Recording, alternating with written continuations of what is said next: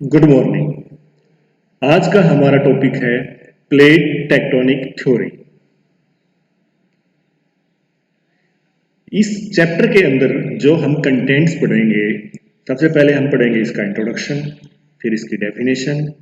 Third number पर हम पढ़ेंगे फंडामेंटल फैक्ट्स, जिसको हम इसकी प्लेट टेक्टोनिक थ्योरी की हम अजम्पशंस भी मान सकते हैं। फोर्थ पॉइंट है हमारा major and minor plates. Fifth point है हमारा प्लेट बाउंड्रीज, या फिर बाउंड्रीज को हम कहते हैं मार्जिन्स। और सिक्स्थ पॉइंट है हमारा concepts related to plate tectonic theory. इसमें जो जो कॉन्सेप्ट है उसमें मेजर कॉन्सेप्ट है हमारे convective magma current, sea floor splitting, और लास्ट में हम पढ़ेंगे पैलियोमैग्नेटिज्म। तो चलो शुरू करते हैं आज का टॉपिक, इंट्रोडक्शन। अगर बात की जाए कि जो हमारा टॉपिक है प्लेट टेक्टोनिक थ्योरी, इसकी शुरुआत कब हुई, तो ये जो टॉपिक है 1960 के दशक में शुरू हुआ। इस टाइम पर बहुत सारे हमारे जो स्कॉलर्स थे, या फिर हम उनको साइंटिस्ट कह सकते हैं, जियोमॉर्फोलॉजिस्ट कह सकते हैं, या फिर ज्योग्राफर कह सकते हैं, उन सभी ने अपने अपने विचार एक कॉन्सेप्ट के नीचे लेकर आए और उसको कॉन्सेप्ट का नाम दिया, या उसको थ्योरी का नाम दिया प्लेट टेक्टोनिक थ्योरी। अगर बात की जाए कि वो कौन सा ऐसा साइंटिस्ट था जिसने सबसे पहले प्लेट शब्द का यूज किया, तो वो थे Canadian scientist jetty Wilson. Wilson ने सबसे पहले 1965 में प्लेट शब्द का प्रयोग किया था। बहुत छोटे क्वेश्चन आते हैं, उनमें ये कई बार पूछ लेते हैं। इसके अलावा अगर हम ये बात करें कि इस प्लेट टेक्टोनिक थ्योरी में किस किस ने कंट्रीब्यूशन दिया है, तो उसमें नाम आएंगे हमारे Harry Hayes, Tuzo Wilson, McKenzie and Parker, वुलरिज and Strahlen Morgan, Le Pichon etcetera. इन सभी ने अपने अपने विचार इस प्लेट टेक्टोनिक थ्योरी में दिए। अगर हम बात की जाए कि इसकी परिभाषा क्या है, डेफिनेशन क्या है, तो इसमें देखो दो शब्द हमारे सामने हैं, प्लेट और दूसरा है टेक्टोनिक। इन दोनों को हमें समझना बहुत जरूरी है। पहली बात आता है कि प्लेट क्या होती है। जो प्लेट होती है वो होती है एक रिजिड लिथोस्फेरिक स्लेब है, या फिर ये कह सकते हैं जो हमारी पृथ्वी के ऊपर या जो पृथ्वी के नीचे अगर हम जाएंगे तो 100 किलोमीटर तक जो लेयर मिलती है उसको हम लिथोस्फेयर कहते हैं। और जो ये लिथोस्फेयर है ये रिजिड है, सॉलिड है, ठोस है, ठीक है। इस चीज को हम क्या कहते हैं, प्लेट। अगर इसी चीज को हम डायग्राम में देखना चाहें तो हमारे सामने ये डायग्राम है। इस डायग्राम में आपको दिखाई दे रहा है कि लिथोस्फेरिक, जो ये ओशियनिक क्रस्ट के नीचे भी लिथोस्फेयर है एंड कॉन्टिनेंटल क्रस्ट के नीचे भी लिथोस्फेयर दिखाई दे रहा है। ये पृथ्वी के नीचे होता है और लगभग इसकी जो इसकी मोटाई वहां कह सकते हैं हम, वो 100 किलोमीटर होती है। तो जो प्लेट क्या है, ये जो लिथोस्फेरिक जो लेयर है, ये सॉलिड लेयर है, इसी को हम प्लेट कहते हैं। अब दूसरा क्वेश्चन आता है हमारे सामने कि प्लेट तो चलो हमें समझ में आ गई कि जो वो लेयर है 100 किलोमीटर की लिथोस्फेरिक, उसको कहते हैं। अब बात आता है टेक्टोनिक। टेक्टोनिक क्या है, या फिर अगर हम दोनों वर्ड को एक साथ करें, प्लेट टेक्टोनिक क्या है, तो प्लेट टेक्टोनिक क्या है, the whole mechanism of the evolution, nature and motion of plate is called plate tectonic. यानी कि जो पूरी प्रक्रिया कि भाई प्लेटों का कैसे उदय हुआ, कैसी उनकी प्रकृति है, कैसे उनका मोमेंट है, वो सारी प्रक्रिया क्या कहलाती है, प्लेट टेक्टोनिक थ्योरी। तो परिभाषा के बाद हम आगे बढ़ते हैं, और आगे हमारा जो थर्ड पॉइंट था वो था फंडामेंटल फैक्ट्स, या फिर हम कुछ अजम्पशंस मान के चलते हैं इस थ्योरी में, वो क्या क्या है। पहला अगर पॉइंट देखा जाए तो वो है फ्री फ्लोट ऑफ लिथोस्फेयर और एस्थेनोस्फेयर। किसकी वजह से, due to convective magma current. तो यहाँ तीन शब्दों को हमने बहुत जरूरी समझना, lithosphere, asthenosphere and convective magma current, ठीक है। तो इसको अगर हम देखेंगे तो हम डायग्राम पे ही जाएंगे। इस डायग्राम में देखिए आप, जो हमारी जो पृथ्वी है उसके नीचे जो सबसे पहले क्या दिखा रखा है, लिथोस्फीयर दिखा रखा है, और उसके नीचे दिखा रखा है एस्थेनोस्फीयर। जो हमारी पृथ्वी के नीचे, पृथ्वी के अंदर 100 किलोमीटर तक है लेयर है, उसको हम बोलते हैं लिथोस्फीयर। और जो 100 किलोमीटर से लगभग 400 किलोमीटर तक जो परत है, लेयर है, उसको हम बोलते हैं एस्थेनोस्फीयर। ठीक है, तो अब हम ये पता चल गया लिथोस्फीयर क्या है, एस्थेनोस्फीयर क्या है। तो हमारी पहली अजम्पशंस क्या थी कि जो लिथोस्फीयर है वो एस्थेनोस्फीयर के ऊपर फ्लोट कर रही है, तैर रही है। किसकी वजह से? कन्वेक्टिव मैग्मा करंट्स की वजह से। अब आपके माइंड में आएगा कि ये कन्वेक्टिव मैग्मा करंट क्या है। वैसे तो हमारा जो 6th पॉइंट है उसमें हम डिटेल में पढ़ेंगे कि कन्वेक्टिव मैग्मा करंट्स क्या है, लेकिन यहाँ थोड़ा सा ब्रीफ जानकारी के लिए मैं बता दूं कि आपके सामने देखो ये दिखाई दे रहा है, ये दो डायग्राम है। ये जो बड़े वाला डायग्राम है जिसमें हमने दिखा रखा है नीचे से जो एरो के निशान आ रहे हैं, ठीक है, डायग्राम में जो नीचे से एरो के निशान आ रहे हैं, तो ये है कि ऊपर उठता हुआ जो हमारा मैग्मा होता है, नीचे जमीन से जो आएगा ऊपर पृथ्वी की तरफ, ये मैग्मा है। और इन्हीं मैग्मा को हम क्या बोलते हैं? कन्वेक्टिव। कन्वेक्टिव का मतलब होता है ऊपर आता हुआ, असेंड, जो ऊपर चढ़ रहा है। ठीक है, तो कन्वेक्टिव मैग्मा करंट्स। ठीक है, तो ये क्या है? जो मैग्मा की धाराएं हैं, जो हमारा, जैसे आपको मैग्मा क्या है, लावा क्या है, अगर किसी को नहीं पता है, तो जो हमारा ज्वालामुखी से जो मटेरियल निकलता है, लिक्विड निकलता है, उसको हम लावा या मैग्मा बोलते हैं। वो आगे हम डिटेल में पढ़ेंगे कि कहाँ पर इसको मैग्मा बोलना है और कहाँ पर इसको लावा बोलना है। तो ये जो कन्वेक्टिव मैग्मा करंट है, इनकी वजह से हमारी लिथोस्फीयर जो प्लेट है वो मूव करती है, और वो फ्री फ्लोट है, बिना किसी रुकावट के, बिना किसी घर्षण के आराम से वो तैर रही है। किसके ऊपर? एस्थेनोस्फीयर के। एस्थेनोस्फीयर के ऊपर तैर रही है, इसका मतलब क्या है? एस्थेनोस्फीयर क्या है?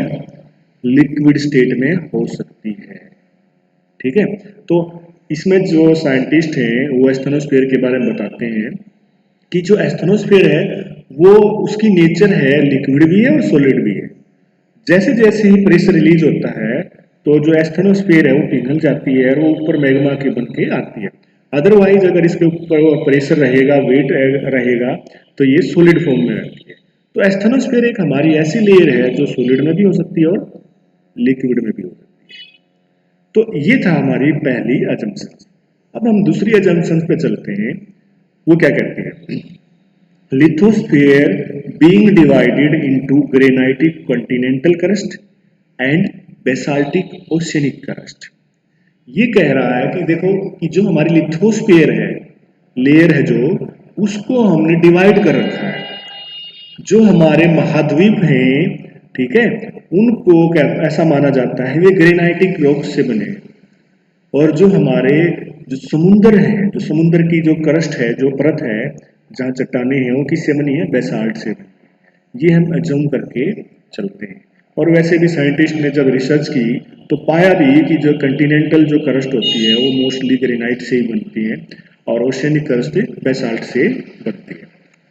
थर्ड जो हमारी देखा जाए कि अजम्पशंस क्या है, वो है division of lithosphere into variable size plates with moving in relation to each other and generates tectonic forces। ये कह रहा है कि जो लिथोस्फीयर प्लेट है हमारी, ये अलग अलग प्लेट्स में डिवाइड है। ठीक है, जैसे हमारी पूरी पृथ्वी के ऊपर ये लिथोस्फीयर लेयर है, और इसको क्या कर रखा है हमने? प्लेट्स में डिवाइड कर रखा है। ठीक है, वो भी थोड़ा हम डिटेल में भी आगे पढ़ेंगे। इस डायग्राम में आप देख सकते हो, जो पहला डायग्राम है उसमें यही दिखा रखा है कि जो कंटिनेंटल प्लेट है वो ग्रेनाइट रॉक से बनी है, और उसके नीचे जो ओशियनिक प्लेट है वो बेसाल्ट से बनी है। ठीक है, तो थोड़ा सा हम आगे बढ़ते हैं फिर हमारा अजम्पशंस के बाद, और अगला हमारा पॉइंट है मेजर एंड माइनर प्लेट्स। यहाँ थोड़ा सा ध्यान देने की आवश्यकता है। मेजर एंड माइनर प्लेट्स, पूरी पृथ्वी के ऊपर जो परत है, हमने अभी भी बताया था कि जो ये 100 किलोमीटर की जो गहराई तक जो परत है जिसको हम लिथोस्फीयर बोलते हैं, इसको हमने मेजर प्लेट में भी बांट रखा है और माइनर प्लेट में बांट रखा है। अगर हम बात करें मेजर प्लेट की, तो हमने 6 मेजर प्लेट्स में इसको डिवाइड कर रखा है। जो पहली प्लेट है उसका नाम है यूरेशियन प्लेट, और जो दूसरी प्लेट है इसका नाम है इंडियन ऑस्ट्रेलियन प्लेट। तीसरी प्लेट है उसका नाम है अमेरिकन प्लेट, और जो फोर्थ प्लेट है उसका नाम है पैसिफिक प्लेट, और फिफ्थ प्लेट का नाम है अफ्रीकन प्लेट, और सिक्स्थ प्लेट का नाम है अंटार्कटिक प्लेट। तो ये 6 प्लेटें हैं। किसी किसी किताब में या बुक्स में 7 प्लेट बना देते हैं। वो 7 क्यों बनाते हैं? क्योंकि हमने यहाँ जो अमेरिकन प्लेट है उसको एक ही माना है। जिस किताब में 7 बना देते हैं उसमें क्या करते हैं, नॉर्थ अमेरिकन प्लेट को अलग नाम दे देते हैं और साउथ अमेरिकन प्लेट को अलग। तो वो एक प्लेट को ही वो 2 काउंट कर लेते हैं। तो किसी किताब में 7 हो जाते हैं, किसी में 6 हो जाते हैं, लेकिन जो जनरल व्यू है वो 6 प्लेट मानते हैं, और जो हमारे सामने ये दिखाई दे रही। ठीक है, अब हम क्या करेंगे कि हमने इनके नाम तो पता चल गए, लेकिन ये प्लेट पूरी विश्व के मानचित्र पर कहाँ कहाँ है उसका थोड़ा सा हम अध्ययन करेंगे। तो ये प्लेटें हैं जो हमारे सामने दिखाई दे रही हैं।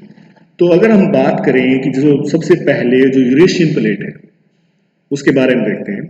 आपको पता है यूरोप और एशिया को हम यूरेशिया बोलते हैं, और इसी नाम के आधार पर इस प्लेट का क्या नाम है, यूरेशियन। अगर आप इसमें देख सकते हो कि जो येलो लाइन है, येलो लाइन से हमें क्या दिखाई दे रखी है, इसकी बाउंड्री दिखाई दे रखी है। यूरेशियन प्लेट कहाँ से कहाँ तक फैली हुई है। तो इसमें आपको दिखाई देगा जो हमारा भारत है इससे ऊपर ऊपर, जिसमें चीन, रसिया, पूरा का पूरा यूरोप, ठीक है, ये सारे कंट्रीज, इसके साथ साथ जापान और मंगोलिया, ये सारे कंट्रीज क्या है, यूरेशियन प्लेट्स में आते हैं, और इसका नाम भी इसी वजह से रखा गया। दूसरी जो हमारी प्लेट थी वो थी इंडो ऑस्ट्रेलियन प्लेट। आप इसमें देख सकते हो कि इसमें जो जो प्लेट है मेजरली 2 ही कंट्री है, इंडिया और ऑस्ट्रेलिया, जिस वजह से इस प्लेट का नाम भी क्या है, इंडो ऑस्ट्रेलियन प्लेट रखा गया। तो हम जो कई बार क्वेश्चन आता है कि इंडिया किस प्लेट टेक्टोनिक के अंदर है, तो हम आते हैं इंडो ऑस्ट्रेलियन प्लेट में। ठीक है, जो हमारा ऊपर जो बाउंड्री है यूरेशियन प्लेट और इंडो ऑस्ट्रेलियन प्लेट के बीच में जो बाउंड्री है, ये है हमारा हिमालय पर्वत। इसको हम पूरा डिटेल से अध्ययन करेंगे कि प्लेट टेक्टोनिक थ्योरी किस तरह से पर्वतों का निर्माण करती है और हमारा हिमालय पर्वत कैसे बना है। तो उसके बाद अगर हमारी तीसरी प्लेट आ जाती है तो वो है अफ्रीकन प्लेट। अगर हम अफ्रीकन प्लेट की बात करें तो अफ्रीकन प्लेट आप देखोगे पूरा का पूरा अफ्रीका महाद्वीप इस प्लेट के अंदर आता है। यही नहीं, जो हमारा अटलांटिक ओशियन है उसका कुछ हिस्सा भी अफ्रीकन प्लेट के अंदर आता है। फोर्थ हमारी जो प्लेट है वो हमने नाम दिया था अमेरिकन प्लेट। इसी प्लेट को मैंने आपको बताया भी था कि कई बार इसको 2 नाम दे देते हैं, नॉर्थ अमेरिकन प्लेट अलग बांट देते हैं और साउथ अमेरिकन प्लेट अलग बांट देते हैं, और कई बार क्या करते हैं साइंटिस्ट, इसको एक ही प्लेट मान लेते हैं। ये हमारी फोर्थ प्लेट है। फिफ्थ प्लेट है हमारी पैसिफिक प्लेट। पैसिफिक प्लेट है हमारा पैसिफिक यानी प्रशांत महासागर, जो हमारा पूरा का पूरा प्रशांत महासागर है उसको ये कवर करती है, और इसी के नाम पर इस प्लेट का नाम क्या रखा गया है, पैसिफिक प्लेट। आप इसमें पैसिफिक प्लेट में 2 तरह से देखेंगे, एक तो यहाँ अमेरिका के वेस्टर्न साइड में, और इसके साथ साथ जो एशिया है उसके ईस्टर्न साइड में भी प्रशांत महासागर आपको नक्शे में दिखाई देगा। और इसके बाद जो हमारी 6th प्लेट है उसका नाम है अंटार्कटिक प्लेट। अंटार्कटिक प्लेट आप देख सकते हो जो हमारा अंटार्कटिक महाद्वीप है उस एरिया को ये कवर करती है, और आपको नीचे जिस मैप पर, मानचित्र पर नीचे की तरफ आप देखोगे ये जो येलो येलो बाउंड्री दिखाई दे रही है, ये है आपकी पूरी की पूरी अंटार्कटिक प्लेट की सीमा। तो ये थी हमारी मेजर प्लेट, मुख्य जो हमारी प्लेटें हैं। फिर इसके बाद अगला क्वेश्चन आता है कि जो हमारी माइनर प्लेट कौन कौन सी है। ठीक है, वैसे तो बहुत सारे जो साइंटिस्टों का कहते हैं कि 20 ऐसी माइनर प्लेटें हैं, कोई ज़्यादा बता देता है, कोई कम बता देता है। तो लेकिन हमारे जो काम की हैं और जो मतलब हमारे चैप्टर को समझने में हेल्प करेंगी वो मेजरली 7-8 प्लेटें हैं। उनके नाम हमें जरूरी पता होना चाहिए और साथ साथ उनकी लोकेशंस भी हमें पता होनी चाहिए। तो पहली माइनर प्लेट की बात करें तो पहली माइनर प्लेट है जुआन डे फूका प्लेट, दूसरी है कोकोस प्लेट, तीसरी है नाजका प्लेट, चौथी है स्कोटिया प्लेट, पांचवी है कैरिबियन प्लेट, छठी है अरबियन प्लेट, सातवीं है फिलीपाइंस प्लेट और आठवीं है जापानीज प्लेट। ये आठों की आठों प्लेट विश्व के मानचित्र पर कहाँ है, इनकी लोकेशंस हमें पता होनी चाहिए। तो शुरू करते हैं। सबसे पहले जुआन डी फूका प्लेट। इस मैप पर आपको ये सारी की सारी प्लेट जो माइनर प्लेट्स हैं वो दिखाई देगी। तो हम शुरू करते हैं सबसे पहले जुआन डे फूका प्लेट से। अगर आप देखोगे इस मैप पर नॉर्थ अमेरिकन प्लेट जो है, नॉर्थ अमेरिकन प्लेट के वेस्टर्न साइड में एक एरो का निशान दिखाई देगा आपको, और यहाँ एरो का निशान है, ये छोटी सी प्लेट है और इसका नाम है जुआन डे फूका प्लेट। दूसरी हमारी प्लेट छोटी माइनर प्लेट प्लेट थी, वो थी कोकोस प्लेट। कोकोस प्लेट को देखना है तो थोड़ा सा आप नीचे आएंगे और जो सेंट्रल अमेरिका है, सेंट्रल अमेरिका के वेस्टर्न साइड में पश्चिमी की तरफ आपको कोकोस प्लेट दिखाई देगी। अब थोड़ा सा और भी नीचे आएंगे आप तो साउथ अमेरिकन प्लेट है, और साउथ अमेरिकन प्लेट के वेस्टर्न साइड में आपको जो तीसरी जो प्लेट बाउंड्री दिखाई देगी वो है नाजका प्लेट। ठीक है, तो ये तीन प्लेटें हैं, ये अमेरिकन प्लेट और पैसिफिक जो प्लेट बाउंड्री है उनके बीच में पाई जाती हैं, जुआन डे फूका, कोकोस और नाजका।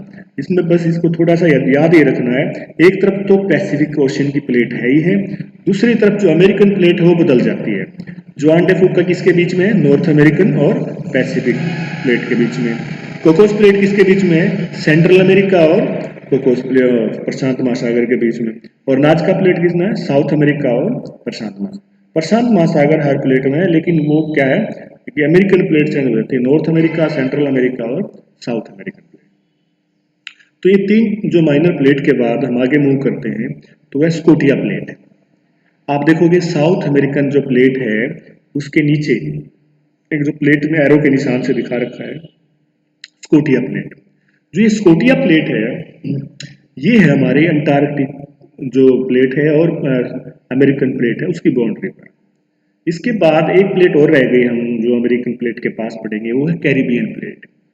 ये सेंट्रल अमेरिका और हमारा जो दूसरे वाला है ये क्या कहते हैं, सॉरी, ये सेंट्रल अमेरिका के पास है कैरिबियन प्लेट, और इस प्लेट को ये भी माइनर प्लेट की कैटेगरी में ही आती है। अच्छा, इसके बाद हम आगे बढ़ते हैं और आगे जो हमारी प्लेट बाउंड्री है वो है अरबियन प्लेट। आपको इस मैप में दिखाई दे रहा होगा कि जो अफ्रीकन प्लेट है और यूरेशियन प्लेट है वहां पर ये अरबियन प्लेट पाई जाती है।